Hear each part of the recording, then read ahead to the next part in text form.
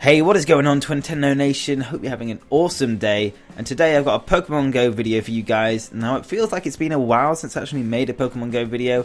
I think the last one I actually uploaded on my birthday, so thank you very much to everyone who did wish me a happy birthday on that video. Really means a lot to me. Now, this Pokemon Go video is going to be slightly different to all the rest. Normally I'm just covering the news, and it's going to be a while till we get some, I think, until the end of March when the beta is released in Japan. So this is just going to be a bit of a fun video, kind of speculating where the legendaries could be located in the real world. Now, because this Pokemon Go video is a bit different to what I normally do, I wasn't too sure whether people would like it as much, so I've only gone up to the Hoenn legendaries.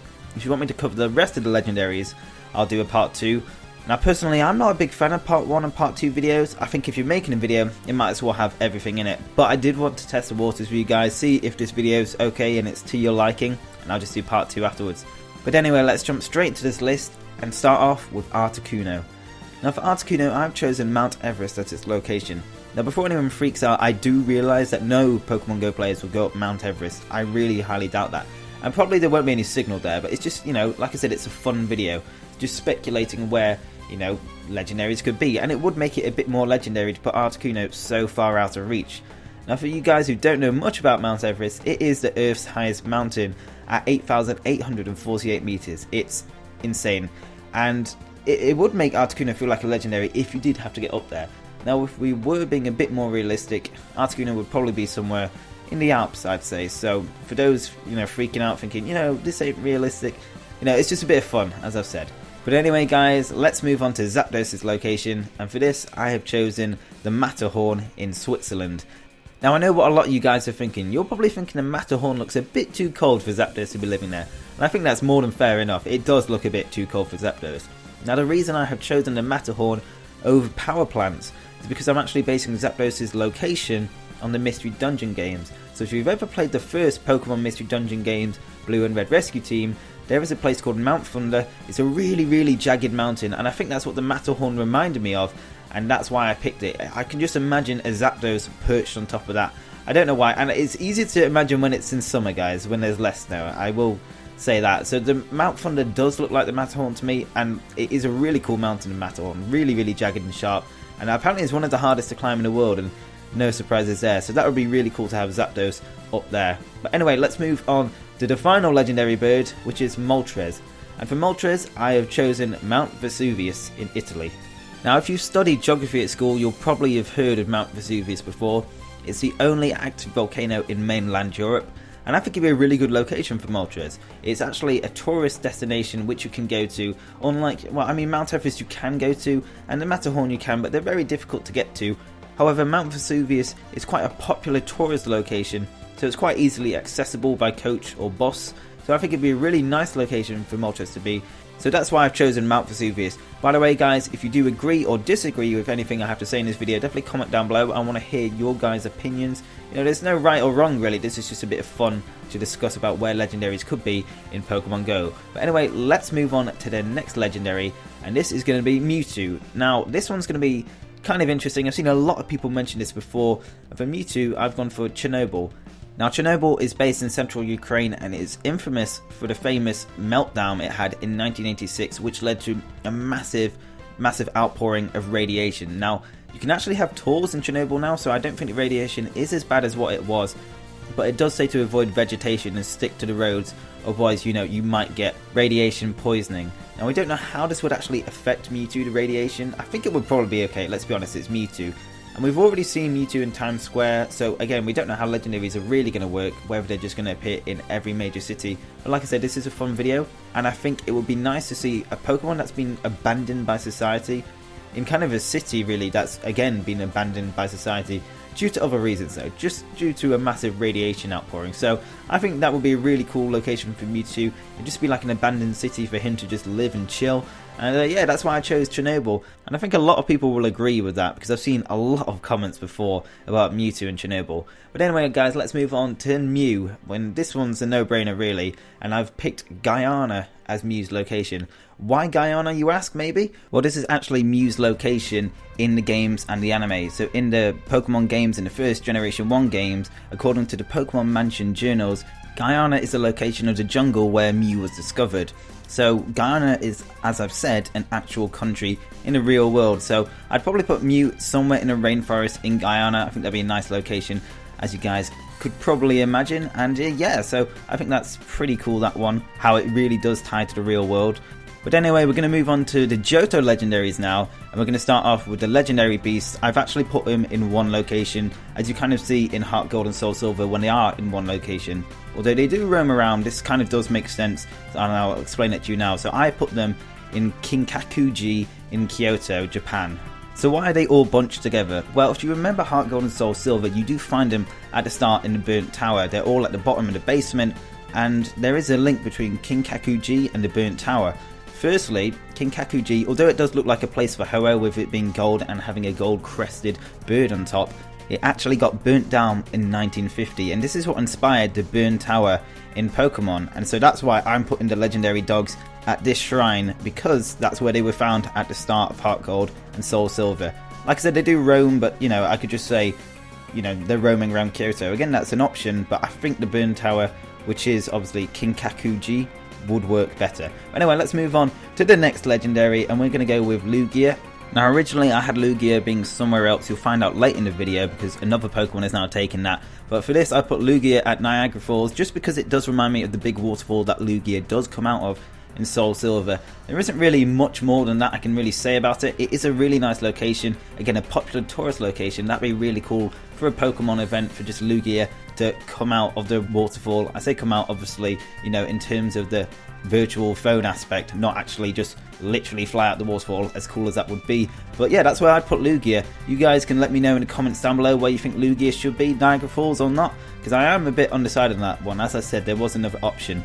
But anyway, let's move on to Ho-Oh, and for Ho-Oh I've chosen the Toji Temple in Kyoto. Now, if you do remember the Bell Tower in Heart Gold and Soul Silver, this is actually what the Bell Tower is based off, as you can probably recognise, and this is also where you verse Ho-Oh. Now, as you've seen from the last few legendaries, there's quite a few locations that are based in Japan, and I did try to avoid that really, you know, I want to go for that global feeling, because Pokemon is a Japanese game, I did want to spread them out a bit. But because Johto is really based off the Kyoto region of Japan, it just wouldn't make sense to put them anywhere else. So I did try my best, guys, but yeah, I think if you did go to Kyoto, you'd be getting a lot of legendary Pokemon. But anyway, let's move on to the next legendary, and that is Celebi. Now for Celebi, I've gone for another shrine in Kyoto, and this one is called the Daigo-ji Temple, and it looks really, really nice. It's a small red shrine in the bamboo forest in Kyoto, and yeah, it just looks really, really nice, and it's very similar to the shrine in Ilex Forest in Heart Gold and Soul Silver and Gold and Silver, where you find Celebi. Anyway, let's move on to the Hoenn legendaries. Now these are pretty interesting. So for Latios and Latias, I did originally say they were going to be traveling between airports, because obviously they do kind of roam about and they just kind of remind me of jets, but I did remember that in the 5th Pokemon movie, Pokemon Heroes, they're watching over a city called Altamar, which is basically based off Venice. It's based off a few other cities, but mainly Venice, I'd say. So for that reason, I've chosen Latios and Latias to be located in Venice. Really nice location, does seem very similar to the Pokemon Heroes location. And yeah, I just think it's a perfect fit for them, kind of just speeding through the canals. I just think it's really cool. So that's my choice for Latios and Latias. Let me know in the comments what yours are for them, because again, I was a bit undecided on those two. But next up, we're going to move on to the legendary titans, Regice, Regirock and Registeel. So for Regice, I have gone for a place in Iceland called Skaftafell. Now Skaftafell is a national park in Iceland. It looks amazing, and there's also these really cool ice caves, which I could really imagine Regice being located in. I just think it's a perfect location. But enough of Regice, let's move on to Regirock. And for Regirock, I have chosen the Negev Desert in Israel. Now the reason I've chosen Israel of all places is because the legendary titans Regirock, Regice and Registeel are based off the Jewish folklore of golems. Now Israel is basically a sacred site for Jews, and so I thought like going with the Jewish folklore, and they do have a desert in the Negev Desert, which I'm pretty sure Route 111 in Hoenn is probably based off. That's why I went for Regirock being around Israel, somewhere like that. So that's just my opinion, guys. Let me know in the comments what you think about Regirock. And next on, we're going to move on to Registeel, and this one is just, I couldn't think of a really good location. So for Registeel, I've chosen my city, which is Sheffield, because we're really, really famous for steel making. So Sheffield is known as the Steel City. Our hockey team are called the Steelers. One of our football team is called the Blades, basically again, you know, about steel. and I just couldn't think of a better location. I think it is world famous for steel making, so I just thought I'd stick Registeel right in my city. Basically means I'm calling dibs on Registeel. So yeah, again, if you've got any other ideas for Registeel's location, let me know in the comments below. Now let's move on to Groudon, and for Groudon I've chosen pretty much the most active volcano in the world, and this is Articuno in Ethiopia. This thing is amazing. It looks incredible. From the footage I actually remember seeing in geography back when I was like a teenager, it looks amazing, and it just seems like a perfect location for Groudon to be. A really deep magma pit, and it's just so intense and incredible that I just could imagine, you know, something as powerful as Groudon being located there. So I've chosen Articuno in Ethiopia as Groudon's location. Definitely check it up if you get a chance after this video. It's an amazing place. Anyway, let's move on to Kyogre, and I've chosen Mariana Trench for Kyogre's location. Now this was actually going to be Lugia's location, because I think there's Silver Trench and Mystery Dungeon. I'm pretty sure that's where Lugia is based in one of them. So I thought, oh, okay, fair enough, there's a trench, we'll put Lugia there. But it does suit Kyogre more, just because I can imagine Kyogre going down to the deep depths of the sea more than Lugia. I think Lugia is a really good swimmer and stuff, but wouldn't go that far down. But, you know, that's just my opinion. I thought Kyogre would definitely be more suited than Lugia. Anyway, let's move on to Rayquaza, and I've chosen the Burj Khalifa in Dubai. Now the reason I've chosen this, well, it's pretty obvious. It's the tallest building in the world, and it's kind of similar to Sky Tower, if you see what I mean. It's just, I think it's like a quarter-mile high, something ridiculously impressive. It looks amazing, by the way. It looks incredible. So I could imagine Rayquaza being up there, and it just kind of suits it, really. I don't know, I can imagine it wrapping around the Burj Khalifa. It just, yeah, it just suits it perfectly, really. I think it's a good location.